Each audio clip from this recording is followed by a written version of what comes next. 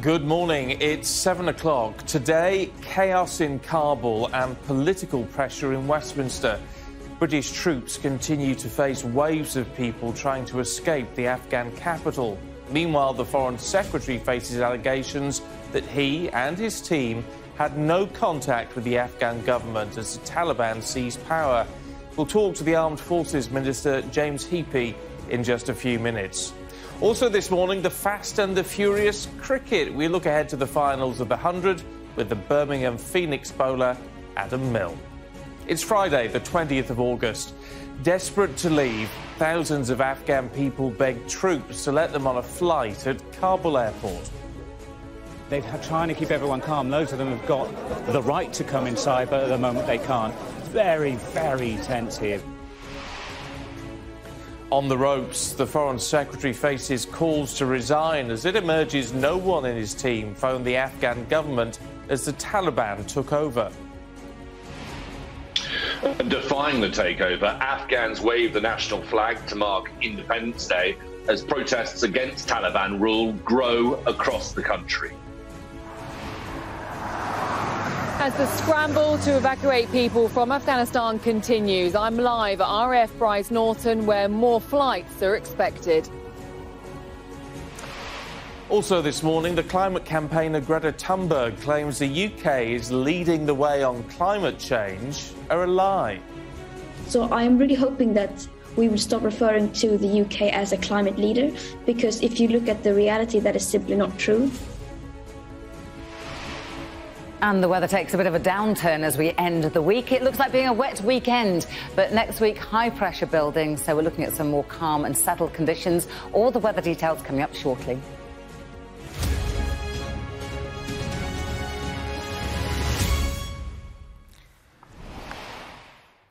Well, very good morning to you. The Foreign Secretary is facing further criticism as the security situation in Afghanistan deteriorates. Soldiers at Kabul airport are continuing to deal with a mass of people, including babies, desperate to leave the country after the Taliban took control.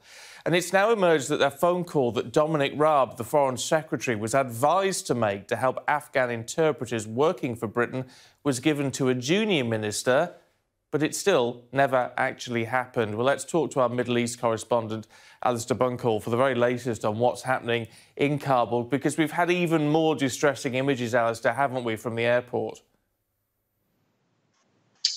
Yeah, and I think from the outset, we should say that when we show these pictures, as you say, Stephen, they are distressing, and they show, again, people who are in such a desperate situation that they are handing over their small children, their babies, to British and American troops in order that at least if they can't escape themselves, their children can be taken out to what they hope would be a better and safer life. And you know, I mean, you can't even imagine what must be going through their minds and the fears that they must be experiencing in order for them to resort to that kind of last-ditch attempt. But such is the chaos, such is the desperation at Kabul airport. These are the scenes that we are now seeing regularly. And it is in part, or in no small part, because there are now more and more reports of Taliban violence across the country. Just to give you a flavour of some of them, Yazidis that were massacred by the Taliban a couple of days ago. I mean, I won't go into detail, but it is grim. The German news outlet Deutsche Welle has revealed that one of its translators has fled for his safety, but his family were hunted down by the Taliban and two of them were shot dead. So it's those kinds of reports and stories that are putting the fear amongst Afghan people and are making this Taliban look very different to the words that they have been saying in press conferences, much more like the Taliban of old. OK, Alistair, for now, thank you. Well, let's talk to the Armed Forces Minister, James Heappey, who joins us now. It's good to see you this morning. Look, can you bring us up to date with the latest on that evacuation effort? Yes, I can confirm that in the last 24 hours, 963 people have been evacuated from Kabul on the Royal Air Force air bridge. That's a significant acceleration on the numbers over the previous 24 hours and reflects, I think, that we're now fully up to speed in Kabul with military, border force and Foreign Office consular staff all now up and running. And we're looking forward to delivering similar numbers today, tomorrow and over the days ahead. So on that basis, how long will the UK evacuation plan last?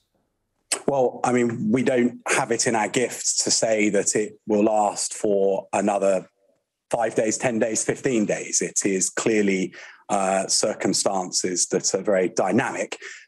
We are simply doing our best to maximise flow each and every day. But as my colleague, the Defence Secretary, has sadly had to say on a number of occasions, the reality is that eventually the air bridge will have to close and quite possibly not everybody will have been got out. That's what keeps us awake at night. That's what's motivating to us to work as hard as we are to ensure that those numbers are the absolute minimum. I mean, what does other people do who aren't at the airport at the moment? One of our correspondents has been talking to the Heappey family from London, who 13 of them went over there for a wedding. They're in Kabul. They can't at the moment get to the airport. I mean, what are the options for people like that? So I think I'd say three things, if I may. Firstly, our understanding is that actually the Taliban are not turning people away where they have done. I've heard that it's more that they are being officious rather than malicious. And so if people are called forward for flights, they should have confidence that the Taliban will let them through to the handling centre. We know that the crowds outside the handling centre have been a barrier for many. Yesterday, we reconfigured the handling centre, did some military engineering to try to ease those crowd control challenges, which hopefully will increase flow. And then the final thing I would say is that people should not despair that the air bridge is their one route out of Afghanistan to the United Kingdom. There will be a second phase to this operation, which will see people being able to enrol at other British embassies and high commissions in the region and to be able to be resettled that way. And so even when the air bridge inevitably has to close, that's not the end of people's chances of getting to the UK. I mean, there are reports that contract staff who protected the British embassy are now getting no protection from Great Britain. Labour calls that shameful. That's got to be looked at, hasn't it? Well, if you're referring to the Garda World staff who protect the embassy, I can tell you that they have arrived at the airport this morning and we'll be moving them out later today. So they are now fully covered? Yes. In terms of getting people out that we have relied on during our time in Afghanistan, I mean, why did the Foreign Secretary not take our responsibility to get interpreters out of Afghanistan seriously enough to take a phone call? Well, I don't know the exact details of Foreign Office ministers' call sheets. What I can tell you, as the Secretary of State said yesterday, I know that no one phone call would have been decisive in changing the trajectory, either for the collapse of the Afghan government or indeed for the acceleration of the airlift. What I'm focused on is not recrimination over who should and shouldn't have done what when. I'm focused every single minute of every single day in making sure that the military operation to extract people from Kabul goes as well as it possibly can and that we leave as few people behind as possible.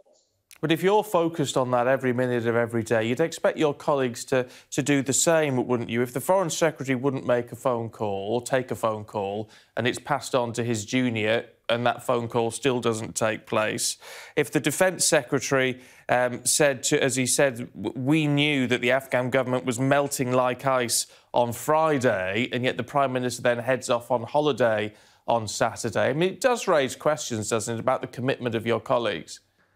I can only tell you what I see in the meetings and phone calls that I have all the way through every day, have done for the last week, will do for the next one. And what I see is that from the Prime Minister to Secretaries of State, to my junior ministerial colleagues around government, to senior civil servants, all the way down to the brave volunteer civil servants who have gone forward to Kabul from the Border Force, from the MOD and from the Foreign Office, is people across Her Majesty's government working their backsides off in order to get people out. I completely understand why the media want to ask these sorts of questions. It's entirely reasonable, but you'll forgive me perhaps if I focus on the job at hand and hopefully be reassured if I tell you that absolutely every colleague at every level, be they political, military or civil service, is doing everything they possibly can to make sure that we get as many people out as quickly as we possibly can. I mean, you served, you've got a better understanding of this than certainly a lot of your colleagues who haven't served and done a tour of duty in Afghanistan. Everyone's talking about being blindsided by this, and certainly it was a very rapid operation by the Taliban, but it's emerged in a report submitted to the government in January that it laid out what sort of risks the US withdrawal posed to all of this. So there's been 8 months of planning time. So why has the UK government, let's forget about every other country, why has the UK government been blindsided by this? Well, I don't think I accept that characterisation of what's happened over the last week. Absolutely, we've been blindsided by the speed of the collapse of the Afghan government and the speed at which the Taliban have been able to take control. But there was a plan for the drawdown of British troops in Afghanistan called Opcatalo that has been in place since the beginning of last year, because the Doha agreement that President Trump signed meant that on the 1st of May this year, in theory, we were going to be leaving. And so we've had a plan for that all along. Likewise, op-pitting, which is the evacuation of entitled personnel and those who have worked alongside us, that's a plan of long standing. So both of the plans that have been executed over the last few months and are in progress right now in the terms of op-pitting have long since been devised and we're ready to go. The bit that's caught us out, and I don't think anybody can deny this, is that everything happened far more quickly than we ever thought it would. As a veteran of Afghanistan, what did you make of General Sir Nick Carter, Chief of the Defence Staff, who said on this programme a couple of days ago, the Taliban are country lads with a moral code, not our enemy? I'm obviously not quoting him directly there, but those are the words he said. What impact does that have on veterans? What impact does it have on the families of the 457? What impact does it have on serving armed forces personnel? Well, I think that actually to veterans and to serving personnel, we're probably the audience that gets what CDS was saying more than anybody else, because, you know, the 3 operational campaigns that I served in Northern Ireland, Iraq, and 2 tours to Afghanistan. In Northern Ireland, by the end, people like Gerry Adams and Martin McGuinness, who had been in the IRA, were a part of government. In Iraq, people like Muqtada al-Sadr, who was the leader of Forgive me, Minister, for jumping in, but we are a bit tight for time. Look, I've been in contact with a lot of members of the armed forces over the past few days. They're not on board with what the Chief of the Defence Staff was saying. They're absolutely furious. Morale is at rock bottom, and you only have to look at what was posted on Forces TV when they played out our interview on Instagram and look at the hundreds of comments below to see if people are not on board with this, whether they're currently serving or veterans. They're furious.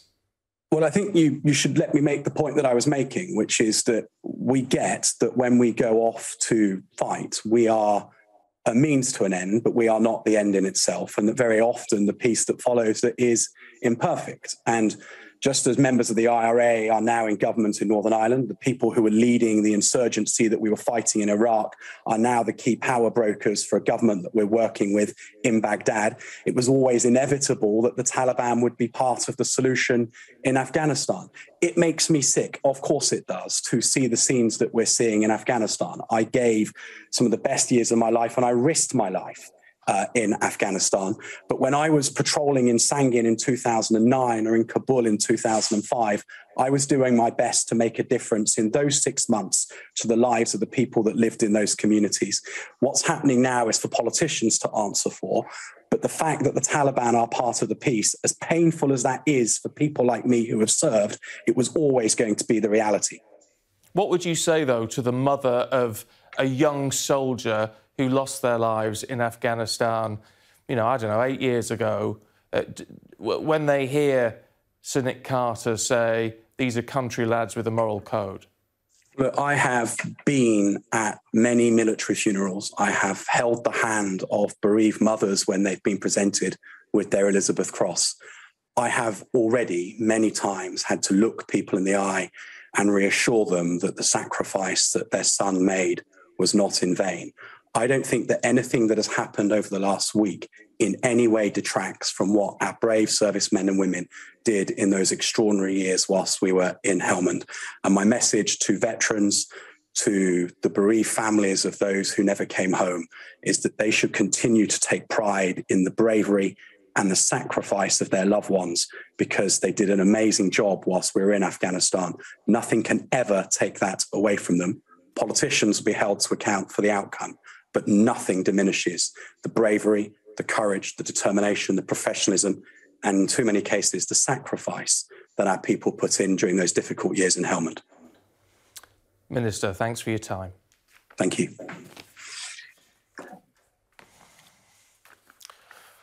Well, still to come for you this morning, has the West been too slow to respond to the crisis in Afghanistan? We talked to a former advisor to Boris Johnson and a university researcher who's just escaped Kabul. That's at 7:30. And at 7:45, we'll be speaking to the founder of the Afghanistan National Institute of Music on the future of music under Taliban rule. And with Dominic Raab under pressure over whether he did enough during the collapse of Afghanistan, we talked to Labour's Shadow Security Minister Conor McGinn at 8:05.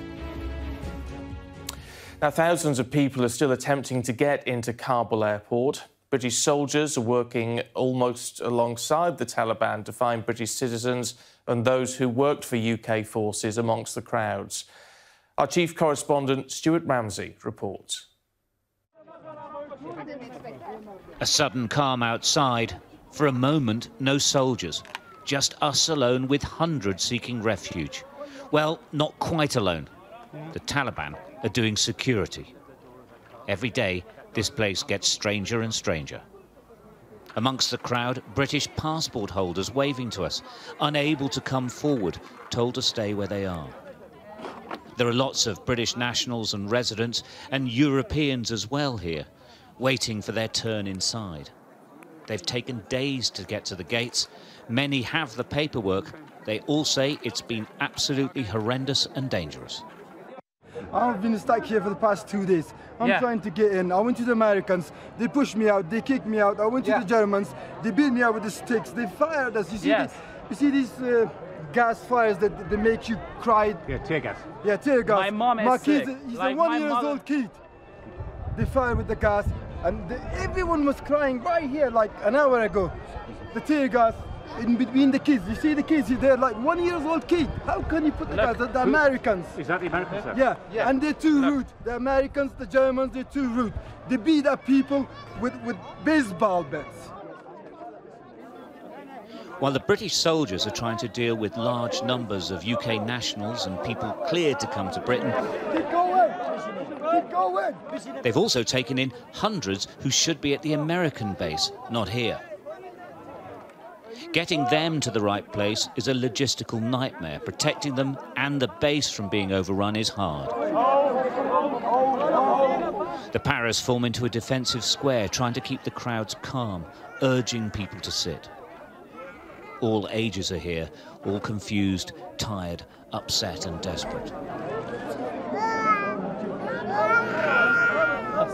For now, at least, the British relief effort has to pause to let the American relief effort continue. Well, the crowds have got so close now that the soldiers have to form basically a square to get from one compound to another. They're taking out civilians, and they're trying to keep everyone calm. Loads of them have got the right to come inside, but at the moment they can't. Very, very tense here, very, very tense, because these people are desperate. In single file, the evacuees heading to America are brought from one camp and directed to another. Whole families attempting to escape the new Taliban emirate of Afghanistan. There are always so many children. Hopefully they're too young to know what on earth is going on. Children too amongst the crowds, at the moment blocked from entry into the place that could be the gateway to a new life, or if they're British, their rightful home. From the compound, a helicopter lifts off, ferrying the refugees to the military airport, their next step on the journey to freedom from the Taliban. Stuart Ramsey, Sky News, Kabul. Well, let's get the latest now on the flights evacuating people out of Afghanistan's capital. Our correspondent Charlotte Lomas is at RAF Bryce Norton for us. And so in the last few minutes, we've finally had some confirmation on the figures. Nearly 1,000 people out yesterday and wanting to continue on that sort of level for the next few days. Exactly. Good morning to you, Stephen. Yeah, we heard then that 963 people have returned from Afghanistan in the last 24 hours. We know that the UK government do want to continue at that rate. They are aiming for around 1,000 British nationals and locally employed staff to be returned from Afghanistan every day. The big question is how they, if they're able to get on board. We have heard from our correspondent Stuart Ramsey just the sheer difficulty at getting to the airport. Sky News has also been speaking to a former Royal Marine, Paul Farthing. He's in Kabul and he's been describing how he transported his wife to the airport. They had to go in darkness before dawn to try and make it there. His wife, who is originally from Norway, was able to board a military aircraft and posted a photograph from inside that plane which appeared to show it empty, raising the question as to how many people are being able to get on board the planes that are leaving Afghanistan. Paul Farthing himself has vowed to stay in Kabul until his 71 Afghan staff and families are protected, and also his animals. And as I said, it does really raise the question as to how many people are able to get through the airport and get on board one of those planes. OK, Charlotte, thank you. Breaking news, we've just had the latest figures on government borrowing and debt. Retail sales volumes dropped by 2.5% between June and July of this year, but they remain significantly ahead of pre-pandemic levels. Now, that, we're told, partly driven by a decline in food store sales, which were impacted by a return of hospitality, as well as the end of Euro 2020 and the impact that the football tournament had. More on that, of course, throughout the day here on Sky News. Now, to the environment, where Greta Thunberg says claims the UK is leading the fight against climate change are a lie. Earlier this year, the Prime Minister said Britain had reduced its CO2 emissions by about 42% on 1990 levels.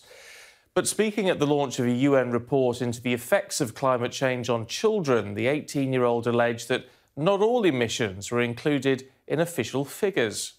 Jemima Walker reports. It's been a year of extreme weather events in all corners of the globe.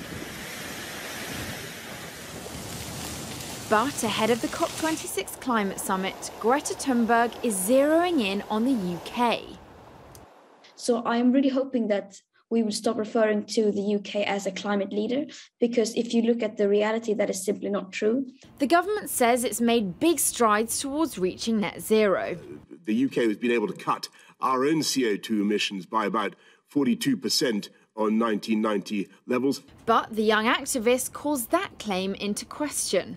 There is a lie that the UK is a climate leader and that they have reduced their CO2 emissions by 44% since 1990 or whatever.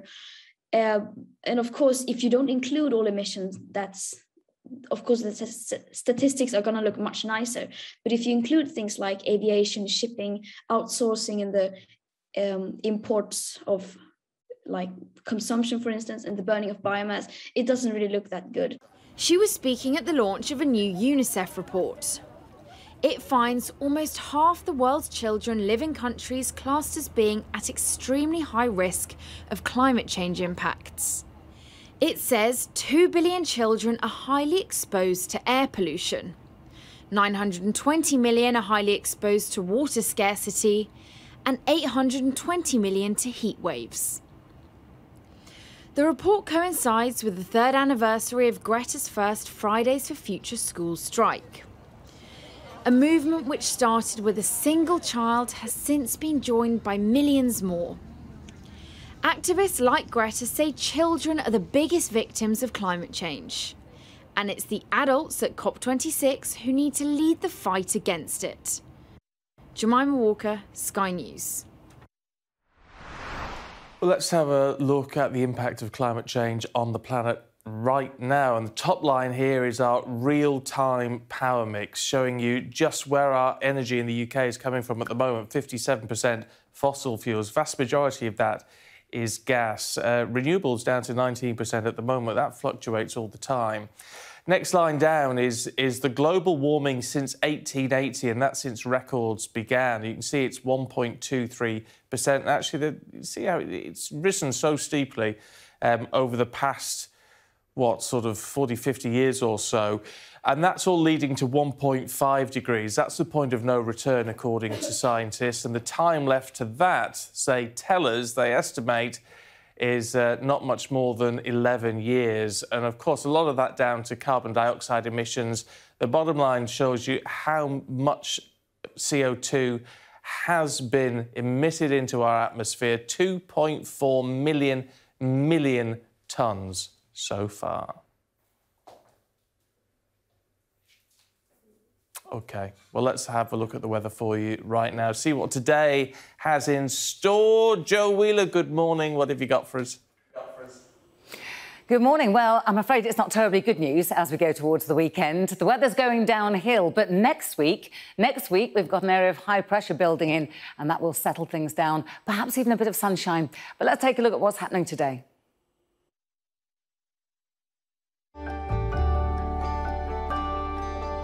Look forward to brighter skies. The weather, sponsored by Qatar Airways.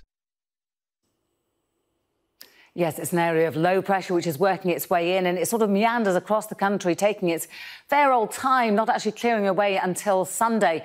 And believe it or not, it's already here over parts of Ireland. It's going to be edging its way eastwards through the course of the day. Now, it only ever actually gets to southwestern parts of Scotland, perhaps some showery outbreaks as well for parts of Wales and the southwest. So in terms of what's happening elsewhere, we've got a very, very mild start. Temperatures 16 or 17 to start the day. Not a huge amount of brightness around, though. There are large amounts of clouds, and sometimes that cloud thick enough to give a little patchy rain and drizzle here and there. But as we go later on in the day, that rain makes its way across to western parts of the UK mainland, and then overnight still further. It's going to be a very wet day for central areas through tomorrow. The weather, sponsored by Qatar Airways. Joe, thank you. Still to come for you. Has the West been too slow to respond to the crisis in Afghanistan? We're going to talk to a former advisor to Boris Johnson and an academic who's just escaped from Kabul in a couple of minutes.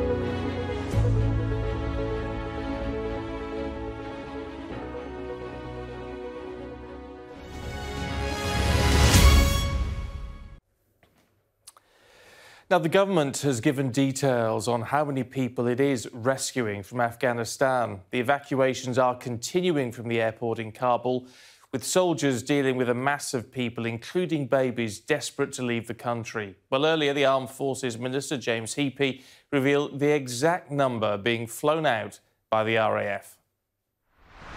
I can confirm that in the last 24 hours, 963 people have been evacuated from Kabul on the Royal Air Force air bridge.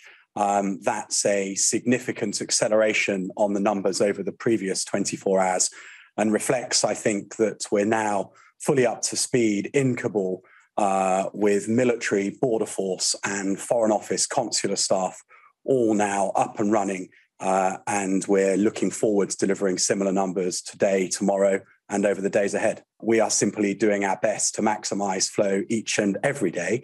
But as my colleague, the Defence Secretary, has sadly had to say on a number of occasions, the reality is that eventually the air bridge will have to close and quite possibly not everybody will have been got out. That's what keeps us awake at night. That's what's motivating to us to work as hard as we are to ensure that those numbers are the absolute minimum.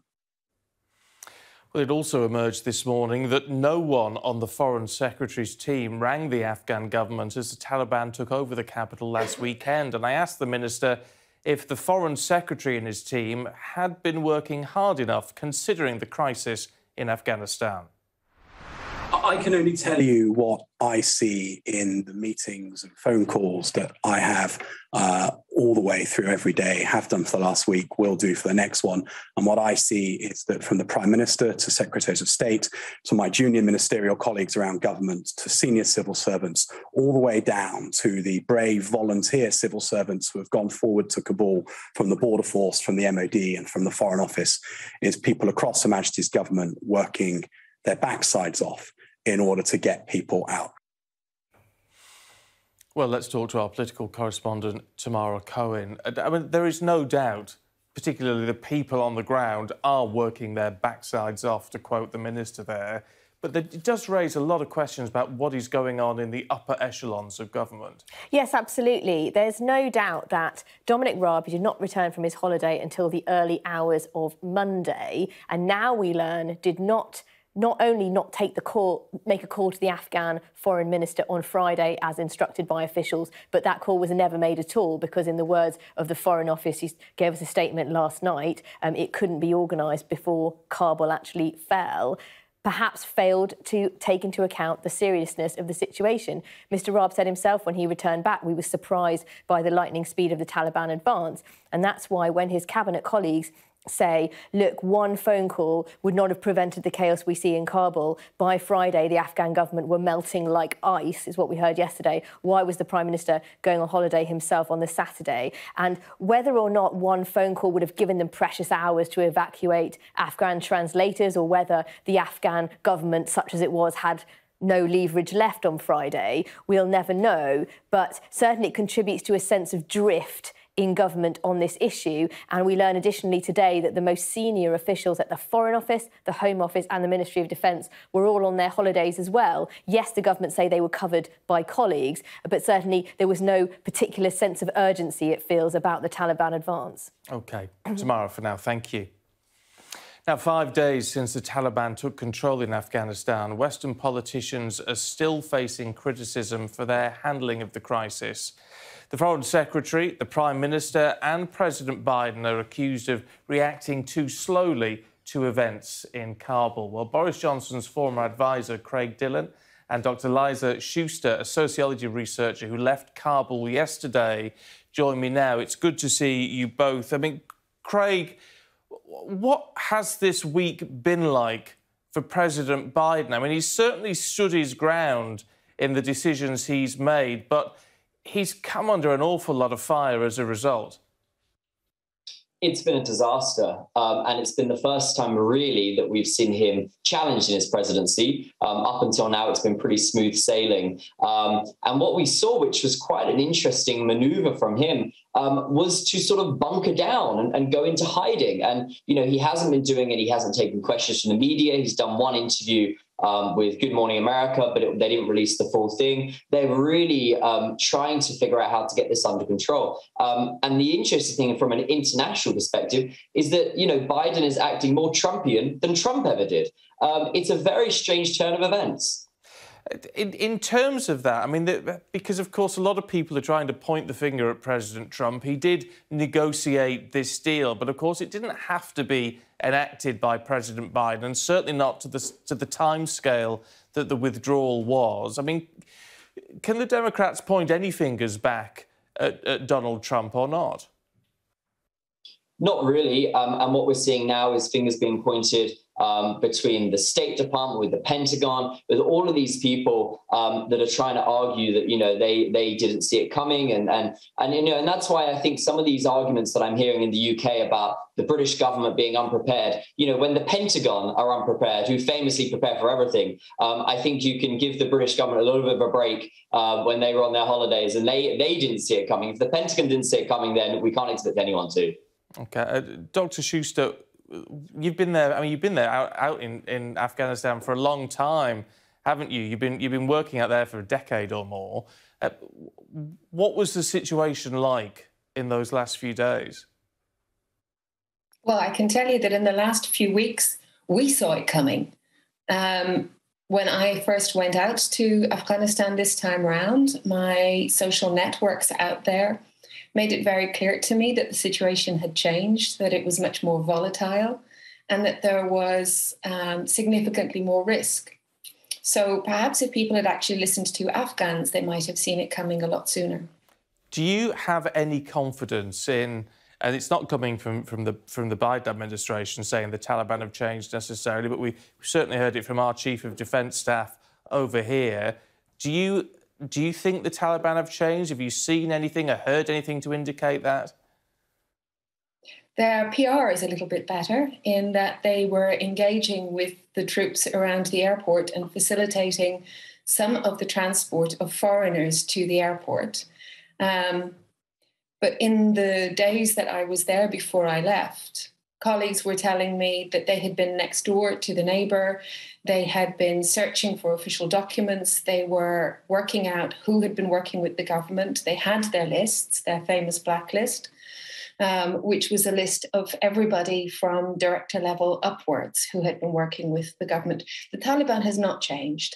They are still beating people. There have been incidents of stonings around the country. They are forcing women to wear the burqa, and if they leave without a mahram, they are being sent home again and maybe beaten. They have entered people's homes. They are compiling lists of unmarried women between 15 and 45 as suitable wives for their fighters. The Taliban have not changed. And if Western governments are choosing to believe the Taliban propaganda, it's because it serves their purposes. But it will come back and bite them in the ass. Craig, in all of this, I mean, when you hear accounts like that, and there are going to be more and more accounts coming out over the coming weeks, where does that leave President Biden when he effectively said the other night, this is not our fight anymore? Yeah, it's a really difficult position that they've found themselves in because the majority of Americans tend to agree with him. America tends to be very, very, very insular and only really care about what happens in America. You watch American news and rarely is there an international story. So he is speaking directly to the people, but it's just not what we expected from Biden. We expected it to be much more of an Obama-style presidency that was very globalist in its outlook. And what we're seeing now is a real shift on internal politics. And what that says for the rest of the world is very difficult. As we saw Theresa May saying in the Commons, that what does it say about the UK if that we can't do anything unless America are doing it with us? I think it's time that the UK start looking to their other allies around the world, from India to Australia to Japan, and creating some sort of alliance that can work, because America is doing its own thing now. Yeah, but I mean, we've come to a clear understanding that America is the framework of NATO, and without them, nothing else is going to happen. Yeah, but we have to be prepared. There is a possibility that President Trump could run again and could win again and do extreme things even more than he did last time. And if he was to pull out of NATO, the UK and other NATO partners need to be in a position to ensure that that alliance stays together. Otherwise, who knows what happens to the world? I mean, Liza, do you have any confidence that you are going to be able to go back? I don't know. I hope so. But probably not in the immediate future. The one thing you can say about Afghanistan is that very little is predictable. It's very volatile.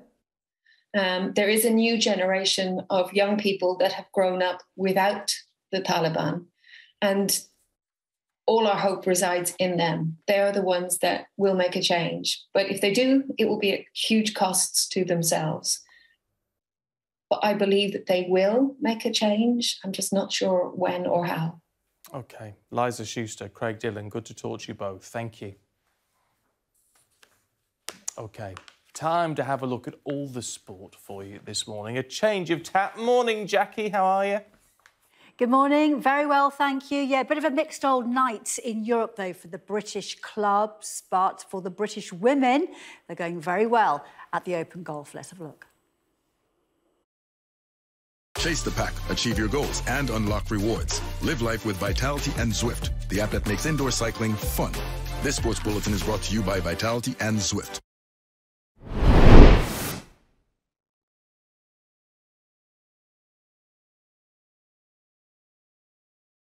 Welcome to Scarman House here at Warwick University for your FA Call return to refereeing.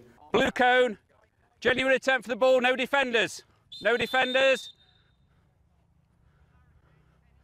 Well done. In comparison to previous seasons, not a great deal of law changes in readiness for the 21-22 season. We've not got any red cards looking at the floor. I don't really want to do that. I'm really sorry. And we've not got it kind of confrontational. Have it. The key changes really surround that whole aspect of handball. Attacking free kick. At Warwick University, the FA's Centre of Refereeing Excellence held a training camp for a select group of officials from steps 2 to 7, who've been identified as having the potential to progress to the highest levels. Referee recruitment for us as an association has never really been a challenge. 90% of the referees that we recruit are below the age of 25 anyway, so that gives us a really healthy, youthful pool of referees to work with, to try and then nurture, educate and develop. We look at the next generation that are coming through, so the help and advice and support that we can give them to help them to move on and improve their game, both on and off the field of play, is key importance. Incredibly valuable. It will mean that starting the season again, I'm in a better place, both mentally and physically, and yeah, it's just really beneficial to push on. The technical session focused on the new handball laws. Accidental handball leading to a goal will only be punished if a goal is scored directly. It's only the accidental handball if it goes into the goal or it's immediate and goes into the goal from that attacking player who scores it. It just gives everybody a little bit more clarity, and it gives football the answers that they want to see. It doesn't slow games down, or possibly, as we saw over the last couple of years, some people obviously not agreeing with the decisions ultimately. The language in the laws is as clear as can be, but even with that, it's still open to interpretation, isn't it? It will always be a challenge, and there's certain things that we say in life that we widely accept. You might have an opinion of what that might mean, and it might be different to me. So I think to get absolute 100% clarity and consistency on certain aspects of football will be a very, very difficult task, but one that we're striving to sort of make better. What was it that got you into refereeing? Why did you choose this path? For me, obviously I was playing, and I love football. I think ultimately I am a football fan, number one. However, I want to achieve my end goal, which is make it as high as I can, Football League, Premier League, and hopefully I'll do that refereeing. I was never going to do it as a player. I accepted that. I knew that as a 16-year-old. A lot of people say to us that, oh, you don't play football, you've never played football and you're not a fan, but we are. We're all true fans at heart, and we all love the game, and it is important that whilst we are fans and we've played football, that we know knowledge and know exactly what we need to be doing on the field of play, because it's different than playing football or refereeing. We need to know exactly what we need to be doing at any given opportunity and get that right. With fans back in the stadiums for 2021-22, perhaps officials will have a slightly more pressurised environment to work in, but they will be prepared and ready. Live life with Vitality and Zwift, the app that makes indoor cycling fun. Jackie, thank you. Still to come for you this morning.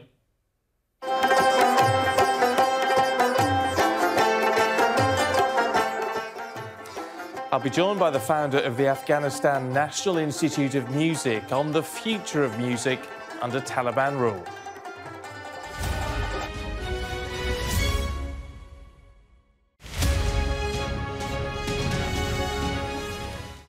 I'm Alex Crawford and I'm Sky's special correspondent based in Istanbul.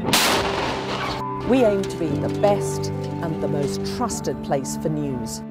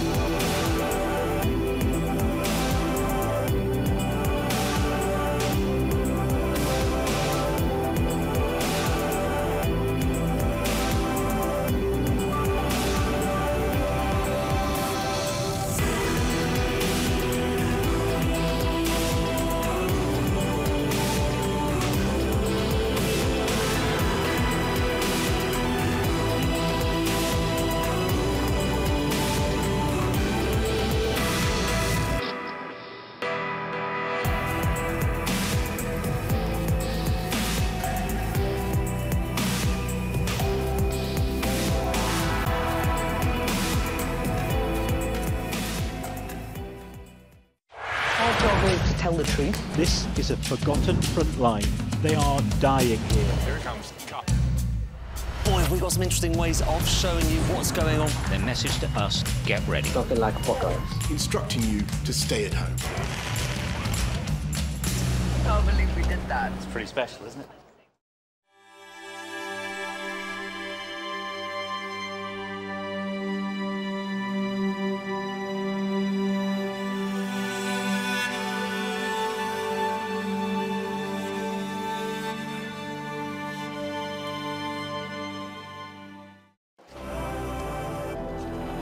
I'm Neville Lazarus and I'm Sky's reporter based in Delhi.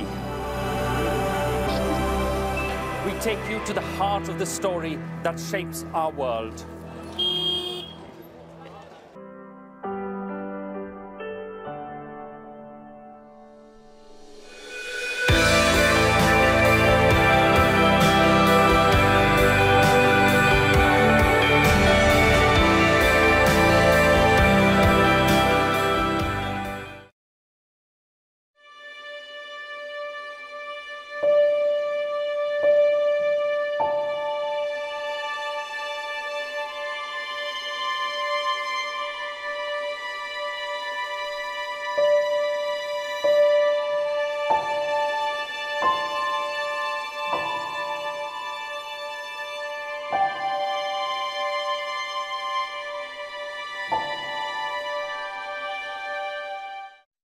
Does anyone know which particular parts of your body can be damaged by air pollution?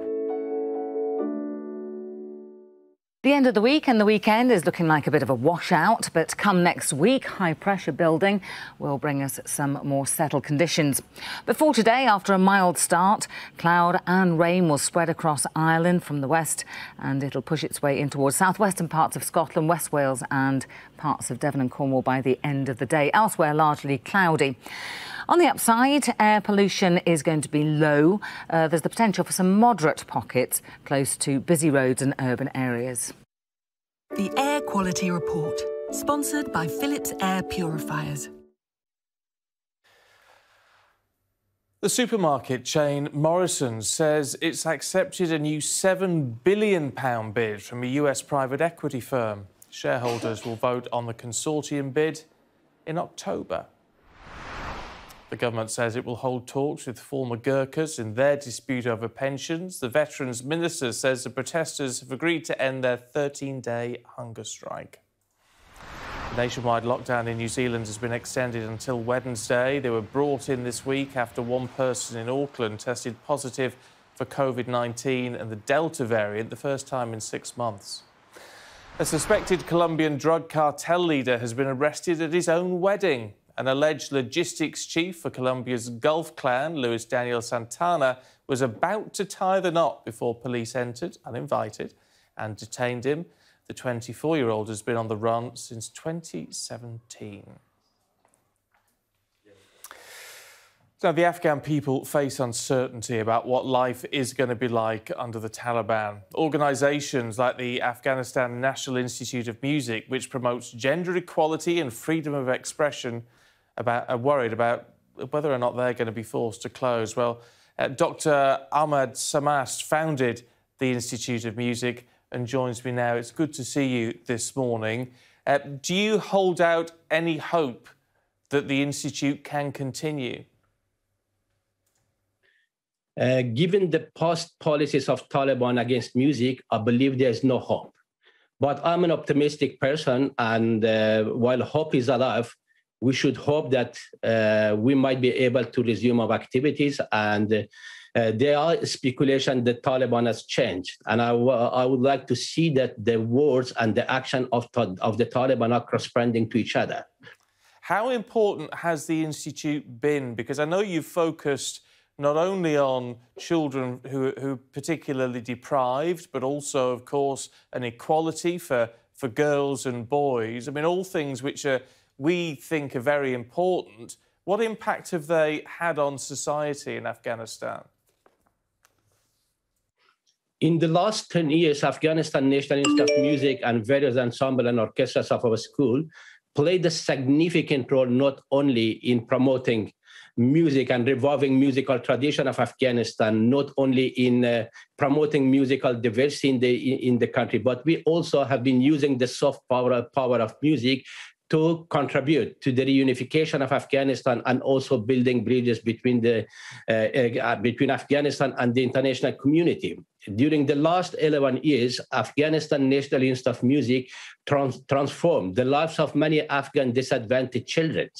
We had the privilege and the honor to have the first all-female Zora orchestra, which became a symbol of freedom and emancipation women in Afghanistan. We have the honor to train the first female conductor in the history of Afghanistan. And in the last 10 years, Afghanistan National Institute of Music and our various ensembles have been in the full front of people-to-people and intercultural dialogue between Afghanistan and the international community. Yeah. Our ensemble and orchestras played in 47 countries. And in prestigious concert venues such as Kennedy Center, Carnegie Hall, British Museum, Concert Hall of Radio Sweden, Arts and Culture Center of Gulbenkian in Portugal, in many, many places. And we've been traveling the world with the message to share the beauty of Afghan music with the international community, but at the same time, to show a positive side of Afghanistan that has been always overlooked in the international media. Dr. Samast, I'm sorry that we're out of time. It's been very good to talk to you, and let's hope that Afghanistan does not fall silent. Thanks very much indeed. I hope that no one can silence the Afghan people again. Let's hope not. Thank you. OK, let's have a look at the weather with Joe.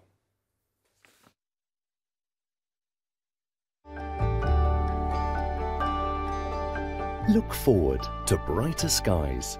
The weather, sponsored by Qatar Airways. Hello there, good morning to you. Well, the weather's going downhill for the weekend. It's an area of low pressure which is coming in from the Atlantic. It's going to bring some wet weather that's going to be very, very slow to clear, only really getting away from eastern parts on Sunday. So for today, then, it's a very mild start. Not a lot in the way of brightness, but much of the UK mainland staying dry. The rain is already over parts of Ireland. It'll reach southwestern parts of Scotland, maybe Wales and the southwest by the end of the day. Central and eastern parts staying dry.